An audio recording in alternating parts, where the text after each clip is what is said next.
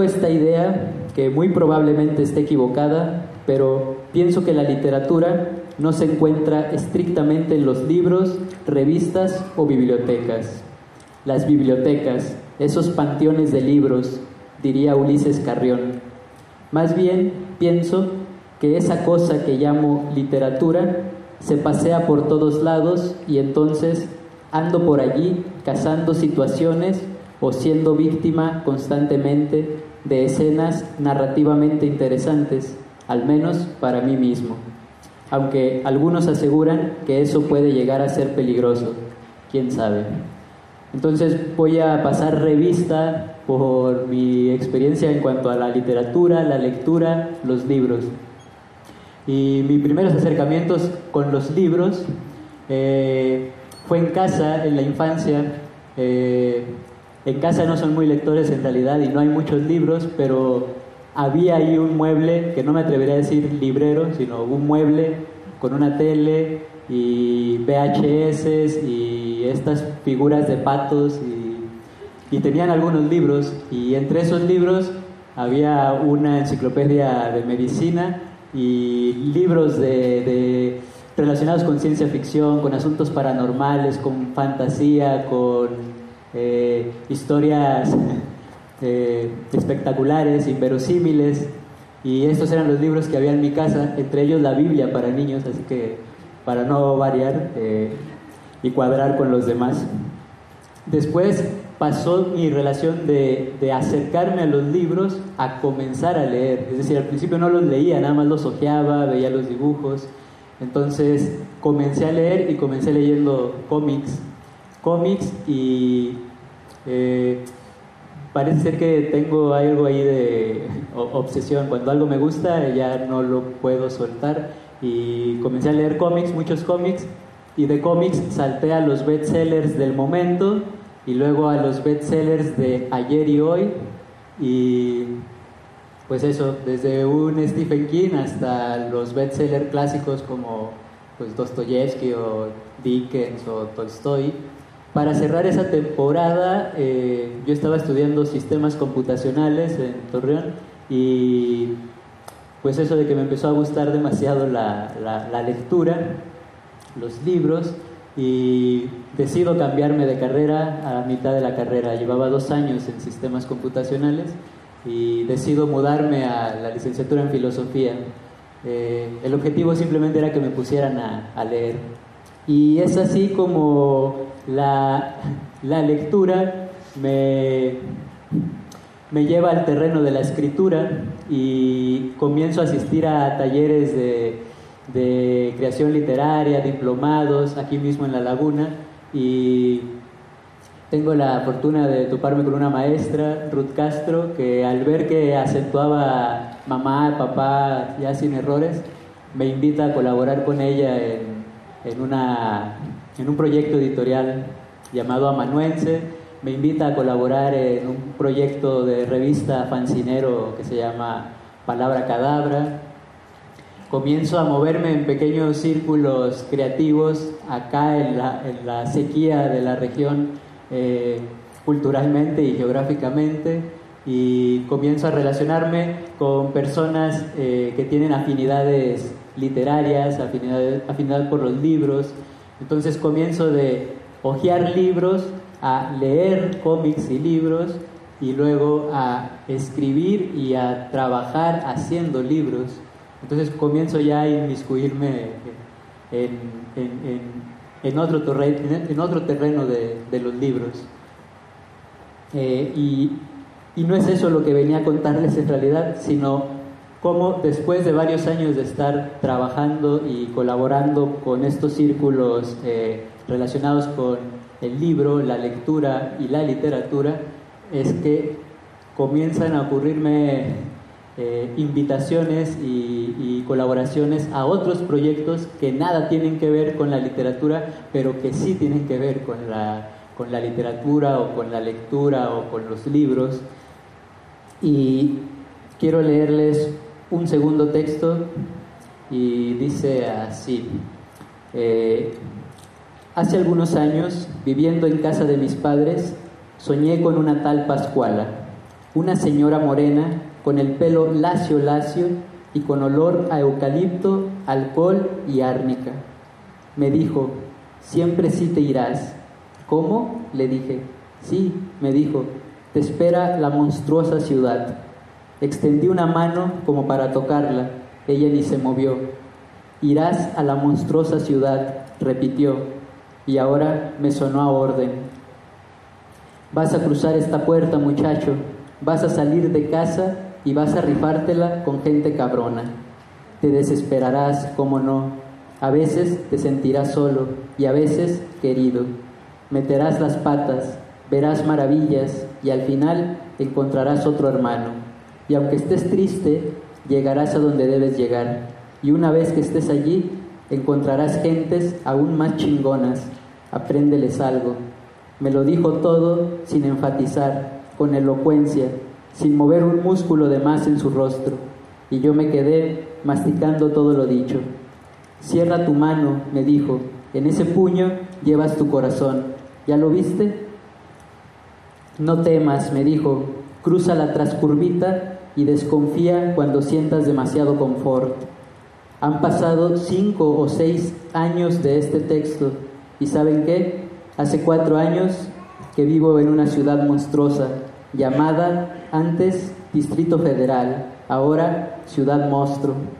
Hace 4 años que salí de la cálida comarca del hidroarsenicidio, o también llamada comarca lagunera.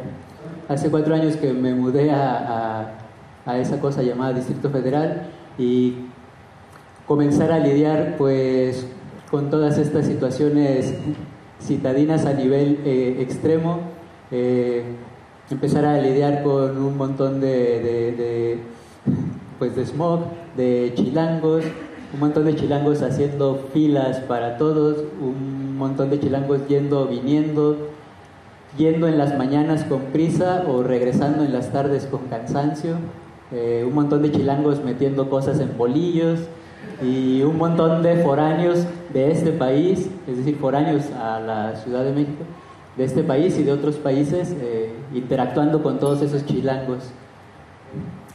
No era que yo estuviera trabajando en una editorial o estuviera trabajando en una biblioteca, pero a mí me parecían situaciones muy literalizables, por así decirlo, o narrativamente interesantes.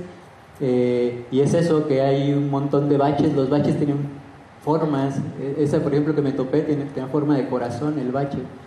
Y bueno, me atrevo a decir que Torreón no es exclusiva de poseedora de los baches. Pareciera que es un bien nacional. Entonces, incluso yo me atrevo a decir, tengo esta idea de que se me hace que hay baches fuera de México. Pero bueno, al menos en Torreón y en la Ciudad de México sí que los hay, y por montones. Y esta ciudad maravillosa donde está en la cotidianidad restos de piezas prehispánicas, te las topas interactuando a un lado de una cubeta con agua sucia para trapear en el metro. Cosas así de 500 años y con una cubeta que la acaban de hacer, y bueno, que a lo mejor va a durar igual que la pieza para que se descomponga. Y bueno, estos asuntos de la cotidianidad, para mí la cotidianidad, como ir rodando, si la banqueta está desmadrada y la calle está desmadrada y luego tienes que ir sorteando entre micros y diablitos y triciclos y todos esos asuntos que me parecían a mí como dignos de vivirlos, pues en mi caso, al menos para mí. Esta ciudad maravillosa de la Ciudad de México, donde puedes comer de forma deliciosa siempre y cuando no seas norteño, porque el norteño quiere carne donde quiera que vaya, pero cualquier otra persona no norteña come de manera deliciosa en la Ciudad de México. Estas quesadillas sin queso, los elotes en vaso que allá llaman esquite y le ponen patas, y te encuentras comida de todos lados, del sur, del norte, de otros países, y todo eso a mí me resultaba demasiado literario, aunque no haya un canon que me dijera sí es literario, no es literario, pero con esta idea que yo tengo de la literatura es que yo lo percibía como tal, lo percibo como tal. Llegan situaciones como pues eso, empezar a vivir solo, empezar a cocinar por primera vez. Y bueno, allá me hice un sope de salchichas para asar. Eso de comenzar a comprar tus objetos de casa, de llegar y no hay nada, tienes que ir a comprar tu toalla, tu sillón, tu parrilla, tu refrigerador, tu cuchara. Uno piensa que las casas vienen con cucharas y con todo eso, y no, están solas y tienes que empezar a... Y entonces yo comenzaba a registrar todas esas notas de la cotidianidad que a mí me resultan narrables, contables. Fui mejorando mis habilidades culinarias y ya salchicha para hot dog con churritos, jugo de manzana.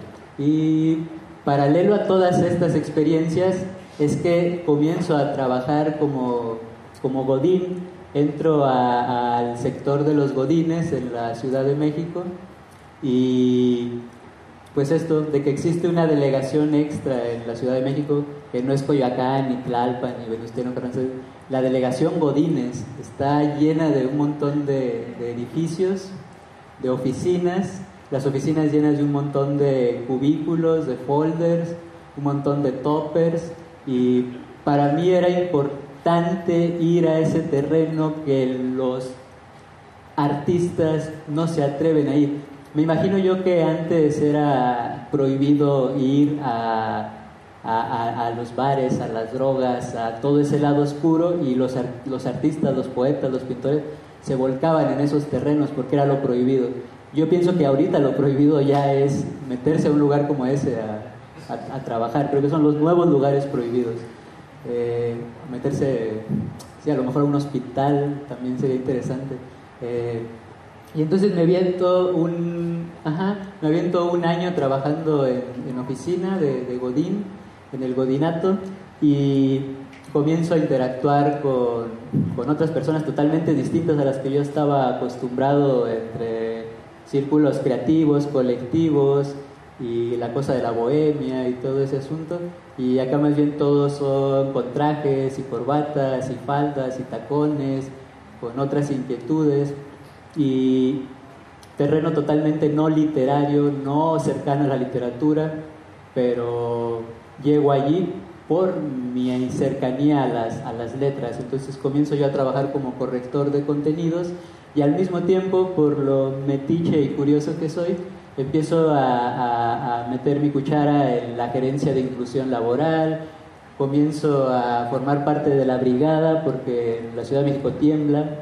Entonces me resultaba gracioso que yo, siendo un discapacitado, me haya tenido que capacitar para capacitar a personas sin discapacidad sobre los asuntos sísmicos, cómo evacuar en un incendio, qué se tiene que hacer en todo el asunto de políticas de protección civil en la empresa. Entonces comencé a dar talleres de redacción, talleres de protección civil en cuanto a sismos y los incendios, y empezar a interactuar con un montón de personas que no tienen que ver con la literatura, pero que a mí me resultaban interesantes, contar eso, vivirlo para contarlo, para compartirlo. Y bueno, estuve un año trabajando duramente como godín. Así me la pasé un año en la oficina trabajando, y finalmente decido renunciar al godinato y retomar mis actividades pues relacionadas con inquietudes ya más bien creativas, y empiezo nuevamente a encontrarme y a platicar y a jugar y a debatir con personas que son curiosas, pero que no tienen que ver estrictamente con la literatura, es decir, con ingenieros, con matemáticos, con escultores, con fotógrafos, con estandoperos, con ¿qué más? Psicoanalistas, pedagogos, pero que tienen esta inquietud por cuestionar, por sentir, preguntarse por qué están sintiendo lo que están sintiendo. Y bueno, comienzo nuevamente a involucrarme con colectivos, con cooperativas, con sociólogos, con filósofos, es decir, con puro nini creativo. Y termino dando finalmente hace unos cuantos meses con un colectivo que se llama Discreantes, que si no los conocen se vienen con todos estos chicos. Entonces, y nada más es un asunto ahí de un montón de manos de amigos con los que he estado colaborando últimamente, y que se ve la diversidad del tipo de manos, y al mismo tiempo pues ellos son sociólogos, directores de cine, y eso, que no son estrictamente del mundo de la literatura, pero que algo tienen que ver con eso. Y para cerrar, quiero leerles un último texto muy pequeño que dice: en mi caso, la literatura se trata más que un simple ejercicio, una herramienta para sobrevivir ante el absurdo de la existencia. Me cuesta trabajo imaginarme sin ella. No sé si la literatura sea como unos lentes que al ponerte ves algunas cosas en las cosas, eso que llaman la cosicidad de las cosas. O a lo mejor la literatura simplemente anda por ahí y la podemos pescar, consciente o inconscientemente, para emocionarnos, cuestionarnos o jugar con ella. No sé, a lo mejor es las dos cosas. En este sentido, me identifico hasta el tuétano con un hidalgo de hace mucho tiempo llamado Alonso Quijano, mejor conocido como Don Quijote de la Mancha, que por tanto leer se le secó el coco y comenzó a creer en cosas que no tenían que ver con su realidad, pero que sí tenían que ver con la realidad. Y es así como la literatura, tengan cuidado, porque mueve a los ingenuos desde hace tanto tiempo a otros puertos, sí, más allá de los libros. Gracias.